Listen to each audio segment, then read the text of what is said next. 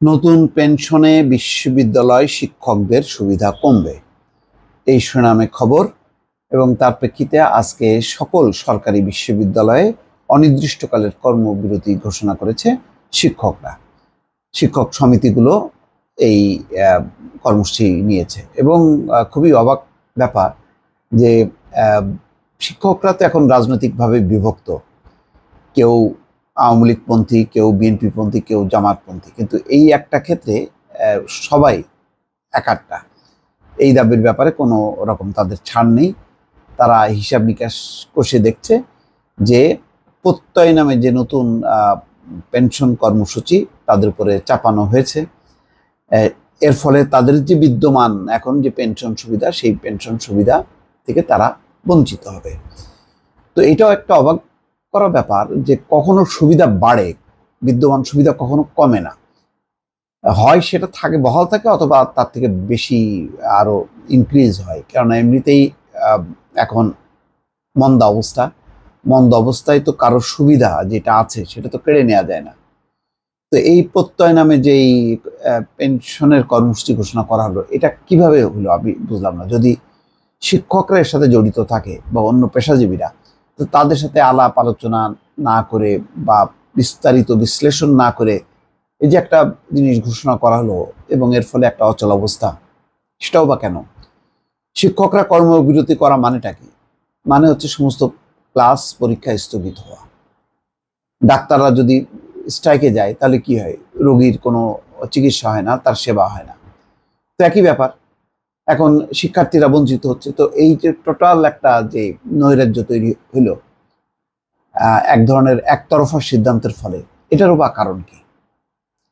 তার মানে হচ্ছে যে জবাবদিহিতার অভাব। সরকার মনে করছে যে আমরা যা করব তাই সবাইকে মেনে নিতে হবে, এর ছাড়া তো কোনো উপায় নেই।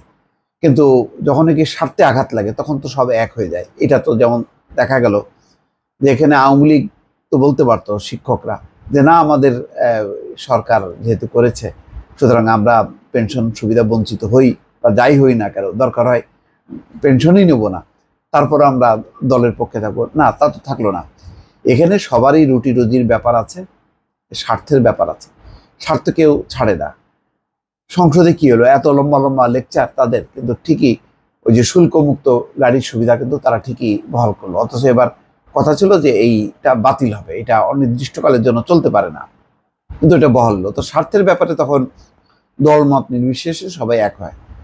তো এখন যে রিপোর্টটা আসলো, সেই রিপোর্টে দেখা যাচ্ছে যে 1 জুলাই থেকে যোগ দেবেন তাদের জন্য এই কর্মসূচি, এই প্রত্যয়, এই মানে কর্মসূচি, মানে পেনশনের কর্মসূচি, সেটা প্রযোজ্য হবে।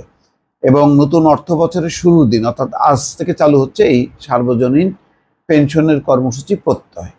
এই সিদ্ধান্তকে বৈষম্যমূলক আখ্যা দিয়ে এর বিরোধিতা করে আসছে বাংলাদেশ বিশ্ববিদ্যালয় শিক্ষক সমিতি ফেডারেশন। ঢাকা বিশ্ববিদ্যালয় শিক্ষক সমিতি 5 সদস্যের একটি কমিটি গঠন করে বর্তমান পেনশন ব্যবস্থা ও নতুন পেনশন ব্যবস্থার তুলনামূলক একটা চিত্র তারা তৈরি করেছে। কমিটি পর্যালোচনা প্রতিবেদনে বলছে, নতুন পেনশন ব্যবস্থায় মাসে মাসে এখনকার চেয়ে 2.7 গুণ টাকা পাওয়া যাবে, কিন্তু এই জন্য শিক্ষক কর্মকর্তা কর্মচারীদের বেতন থেকে টাকা কাটা হবে, কেটে দেওয়া হবে। তাহলে কি লাভ হচ্ছে? অবসরের পর কোনো এককালীন টাকা পাওয়া যাবে না, বছর বছর পেনশন বাড়বে না, এবং পেনশনারের মনোনীত ব্যক্তি এখনকার মতো আজীবন পেনশন পাবে না। আরও কয়েকটি সুবিধা না থাকার বিষয়টি উল্লেখ করে শিক্ষকরা বলছেন, সব মিলিয়ে নতুন ব্যবস্থায় তাদের সুবিধা কমে যাবে। তারা একটা তুলনামূলক চিত্র দিয়েছে। অবশ্য নতুন কর্মসূচি চালু করতে অনড় জাতীয় পেনশন কর্তৃপক্ষ।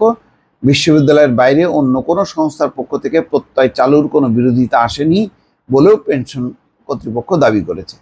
সংস্থাটির সদস্য গোলাম মোস্তফা জানান, সরকারের সিদ্ধান্ত অনুযায়ী 1 জুলাই থেকে প্রত্যয় চালু হবে।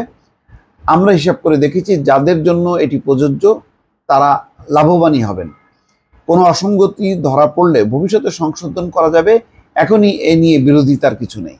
তো যাই হোক, এটা আলাপ আলোচনা করে একটা সিদ্ধান্ত হওয়া উচিত ছিল, এই ধরনের একতরফা হওয়া উচিত না। যদি যেহেতু পেশাজীবী শিক্ষকরা, তারা যদি মনে করে যে না তারা ক্ষতিগ্রস্ত হবে, সেই ক্ষতিগ্রস্ত হওয়ার কারণটা কি সেটা একটা আলোচনা হোক, আলোচনার মধ্য দিয়ে এটা আগেই মীমাংসা করা উচিত ছিল। যদি মীমাংসা হতো তাহলে এই অনির্দিষ্টকালে কর্মবিরতিতে যে চলে গেল, তার ফলে পরীক্ষা স্থগিত হলো, শিক্ষার্থীরা তারা ক্লাস থেকে বাইরে চলে গেল, এটা কি ঠিক হলো এরকম একটি পরিস্থিতি তৈরি করা? দর্শক ভালো থাকবেন, আল্লাহ হাফেজ।